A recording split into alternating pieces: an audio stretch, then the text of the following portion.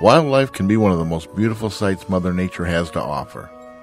And if you're fortunate enough to live near a body of water, you've probably seen a variety of wildlife that live either in or around that little piece of aquatic real estate.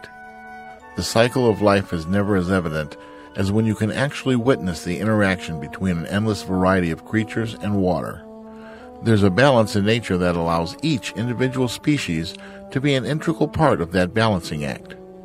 However, when this harmony is disturbed and any living creature is allowed to go unchecked, the results can be devastating, not only to that body of water, but to every part of life dependent on it.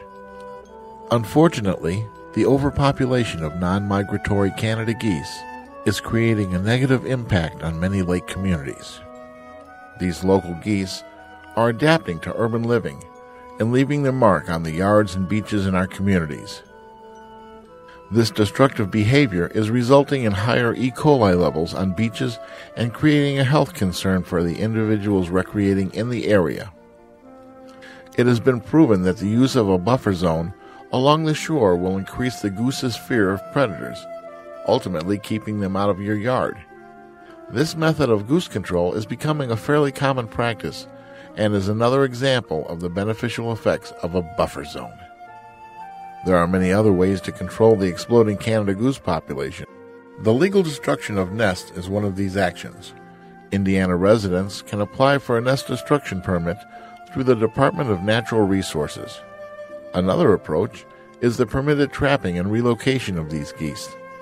Professional trappers are available that specialize in goose relocation and can assist you with this task.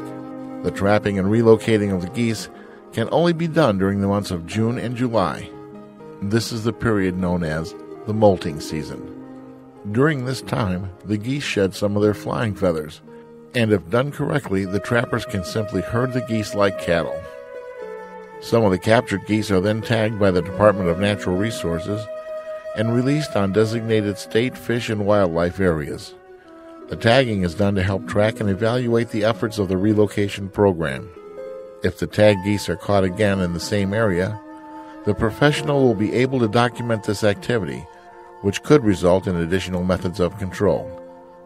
These control methods work independently, but it's highly recommended that you use all for the maximum relief of overpopulating geese.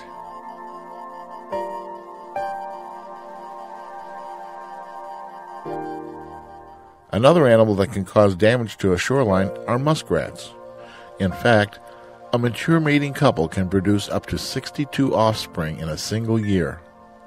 Muskrats will burrow into the side of a bank or shoreline and make their home in the ground.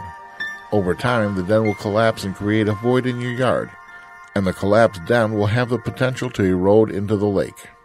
Muskrats also eat native aquatic plants, and when overpopulated, these animals can destroy your valuable shoreline plantings.